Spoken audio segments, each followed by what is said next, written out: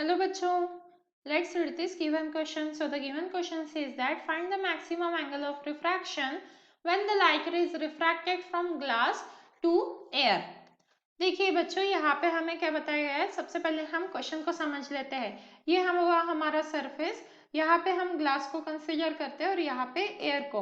हमें क्या बताया जा रहा है कि जो हमारी लाइट रे है ये हमने नॉर्मल कंसीडर किया है। Okay, normal means perpendicular line on the surface, separation surface.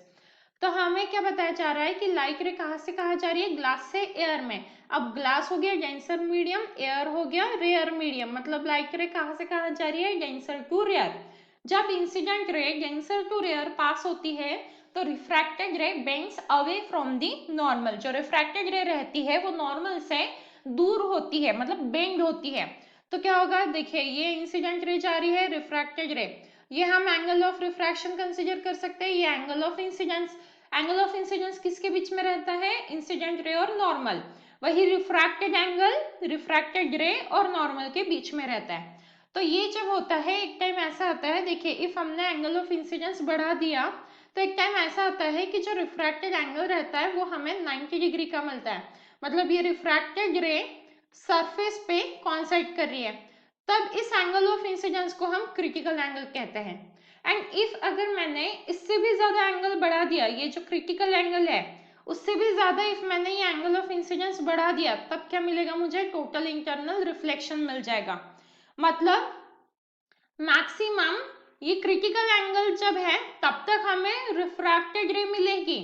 Critical angle से भी ज्यादा इफ एंगल ऑफ इंसिडेंस हुआ तो क्या हो जाएगा, रिफ्लेक्शन मिलने लगेगा।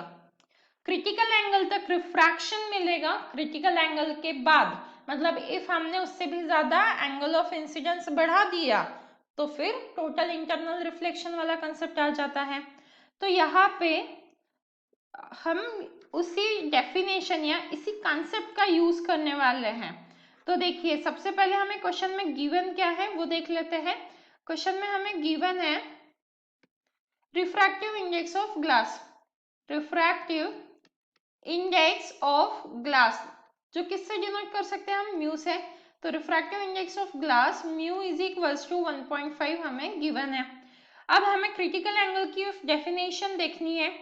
थीटा सी से हम क्रिटिकल एंगल को डिनोट कर रहे हैं। तो क्या होता है, the critical angle that if refracted angle measures more than 90 degree then total internal reflection takes place, right? So हम यहाँ पे लिख लेंगे if refracted angle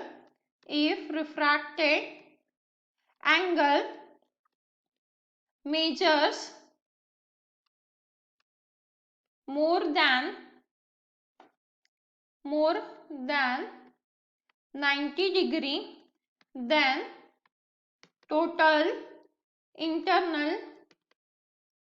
total internal reflection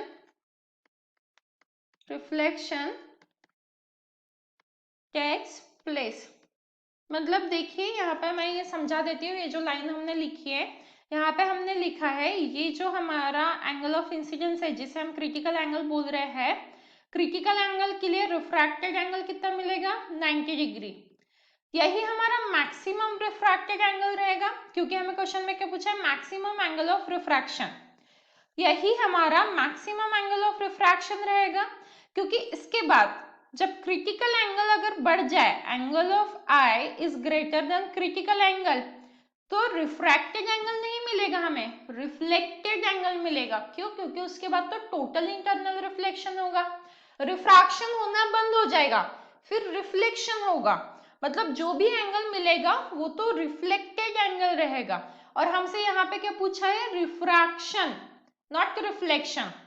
जो रिफ्रैक्शन पूछा है और वो भी मैक्सिमम एंगल, तो मैक्सिमम एंगल तो 90 डिग्री है, क्योंकि इससे ज्यादा इफ मैं एंगल ऑफ इंसिडेंस बढ़ा दूंगी तो फिर ये तो टोटल इंटरनल इसी मीडियम में, सेम मीडियम में आ जाएगा। इसीलिए हमारा मैक्सिमम एंगल ऑफ रिफ्रैक्शन क्या हो जाएगा, 90 डिग्री।